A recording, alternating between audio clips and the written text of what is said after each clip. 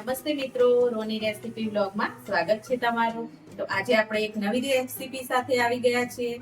તો આજે આપણે જે વધેલા ભાત હોય એમાંથી મસ્ત મજાના મુઠિયા બનાવીશું અને સાંજનું જમવાનું પણ હલકું ફૂલકું તૈયાર થઈ જાય અને ઝટપટ પણ બની જાય અને ટેસ્ટી પણ મળી જાય। તો કેવી મજા પડી જાય। તો ચલો આપણે અહીંયા મેં આ રીતના મુઠિયા બનાવીને તૈયાર કરી દીધા છે।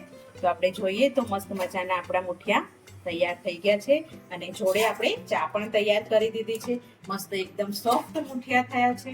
તો ચલો મિત્રો, હું તમને આખી રેસીપી બતાવું અને જો ચેનલ પર નવા હોય તો તમે ચેનલને સબસ્ક્રાઇબ કરી દેજો અને તમારા ફેમિલી સર્કલ અને મિત્રો સાથે પણ શેર કરજો મારી ચેનલને, રેસીપીને। તો ચલો મિત્રો, આપણે બનાવીએ, સ્ટાર્ટ કરીએ ભાતના મુઠિયા। તો અહીંયા આપણે જો બપોરના ભાત પડ્યા છે તો એનો ઉપયોગ પણ થઈ જશે અને ટેસ્ટી જમવાનું પણ સાંજનું બની જશે। તો આ રીતે આપણે ભાતને મસળી લઈશું થોડા એવા કરીને। તો અહીંયા આપણે હવે ભાતને થોડા મસળી લીધા છે। તો મેં અડધી વાટકી જેટલો ચણાનો લોટ લીધો છે। તો ચણાનો લોટ આપણે એડ કરીએ તો મસ્ત એવો આપણો નાસ્તો તૈયાર થઈ જશે, ઝટપટ અને જલ્દી પણ અને ટેસ્ટમાં પણ સારો। તો અહીંયા મેં કકરો લીધો છે, ઘઉંનો આપણે જે કકરો શીરો બનાવીએ છીએ એ કકરો પણ લીધો છે। મેં અહીંયા 1 વાટકી જેટલો લીધો છે અને અહીંયા આપણે લીધો છે ઘઉંનો 1 વાટકી જેટલો મોટો, 1 વાટકી થોડો વધારે હશે તો એ આપણે રેગ્યુલર જે રોટલીનો લોટ આવે છે એ લઈ લીધો છે। તો હવે આપણે આમાં બેઝિક મસાલા કરીશું। તો અહીંયા આપણે હળદર લઈ લીધી છે, હળદરનું પ્રમાણ થોડું વધારે રાખીશું। લાલ મરચું અહીંયા 1 થી 2 ચમચી જેટલું મેં લાલ મરચું પાવડર લઈ લીધું છે અને આપણે થોડો અજમો એડ કરીશું। જો આ રીતે આપણે મુઠિયા બનાવીએ છીએ ને તો મસ્ત એવો ટેસ્ટ આવે છે અજમો નાખવાથી પણ। થોડા એવા આપણે તલ લઈ લઈશું અને તલને પણ એડ કરીશું જોડે જોડે। અને અહીંયા મેં લસણ અને મરચાંની પેસ્ટ બનાવી છે તો એને પણ આપણે જોડે જ એડ કરી દઈશું। અને હવે આપણે તેલ નાખીશું। તેલ નાખવાથી આપણે જે મુઠિયા છે એ ચવડની થઈ જાય અને સરસ એવા સોફ્ટ પણ રહેશે અને સરસ એવા મુઠિયા બનીને તૈયાર થશે। તો અહીંયા મેં 2 થી 3 ચમચી જેટલું તેલ લઈ લીધું છે। હવે આ બધા આપણે મસાલાને મસ્ત એવા મિક્સ કરી લઈશું લોટમાં અને પાણીનો ઉપયોગ ભાત છે એટલે થોડી વાર રહીને આપણે મસળી અને કમ્પ્લીટ મસાલા બધા થઈ જાય પછી આપણે પાણીનો ઉપયોગ કરીશું।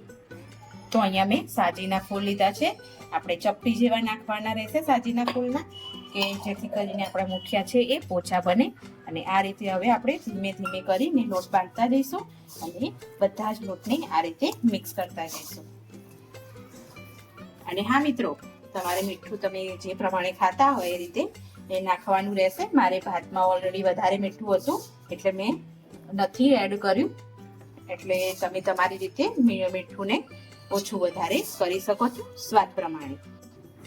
તો અહીંયા મારે 1 ગ્લાસ જેટલું મેં પાણી લીધું હતું, એમાં અડધા જ ગ્લાસ પાણીનો ઉપયોગ થયો છે। તો આપણે અડધા ગ્લાસ પાણીના જ આટલો લોટ આપણે બાંધી લીધો છે। તો આ રીતે આપણે લોટને સરસ એવો મસળી અને આ રીતે બાંધી લેવાનું રહેશે। મિત્રો, આ મુઠિયા એકદમ સરસ અને જોરદાર તૈયાર થાય છે। તમે પણ તમારા ઘરે જરૂરથી ટ્રાય કરજો, એકવાર ચોક્કસથી બનાવજો। જો વધેલા ભાત હોય તો નાખી દેવા પડે, એના કરતાં એક સરસ રેસીપી પણ ઘરમાં થઈ જાય અને બધાને મજા પણ આવે। તો હવે આપણે મુઠિયા બનાવવાનું સ્ટાર્ટ કરી દઈએ। તો આપણે અહીંયા પાણી ભરી અને કાણાવાળું વાસણ જે ઇડલીનું કુકર આવે છે એ લઈ લીધું છે મેં। તમારા જોડે ના હોય તો તમે કોઈ પણ સ્ટીલનું તપેલું કે એલ્યુમિનિયમના તપેલા પર કાટલો મૂકી અને પછી મુઠિયા તમારી રીતે તમે બનાવી શકો છો। ઘરમાં જો હોય ના વાસણ તો કરી દેવાનું। તો આ રીતે આપણે જાડા મુઠિયા રાખીશું અને મોટી સાઈઝના જ કરીશું।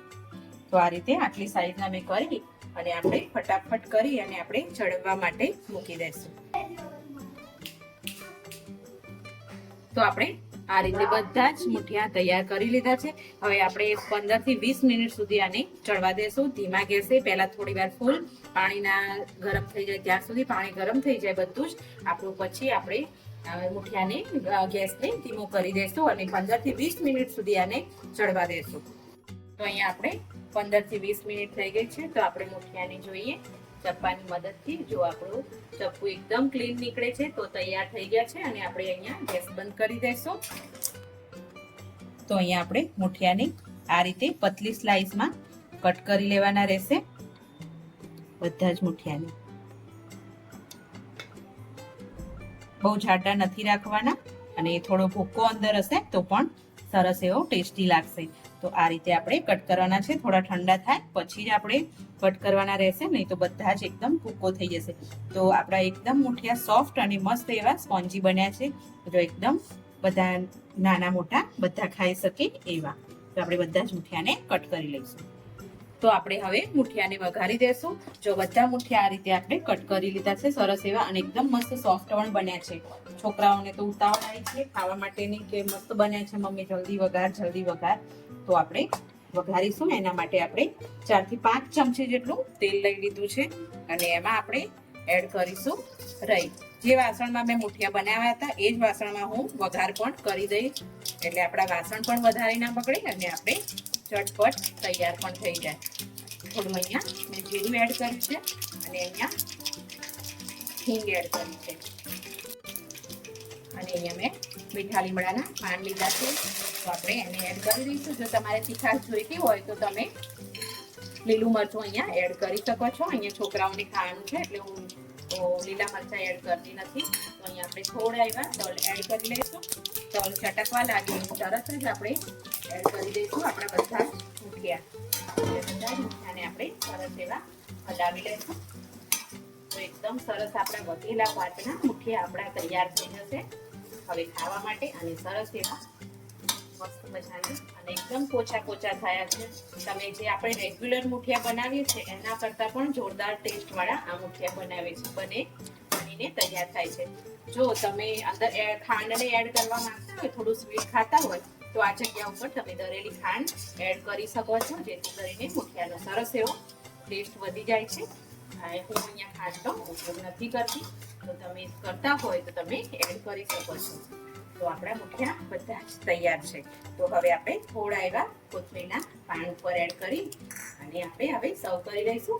તમે આને ચા જોડે લઈ શકો છો. મસ્ત મજાની મજા આવે છે અને સાંજનો હળવો નાસ્તો તૈયાર થઈ જાય છે. અહીંયાથી કરું.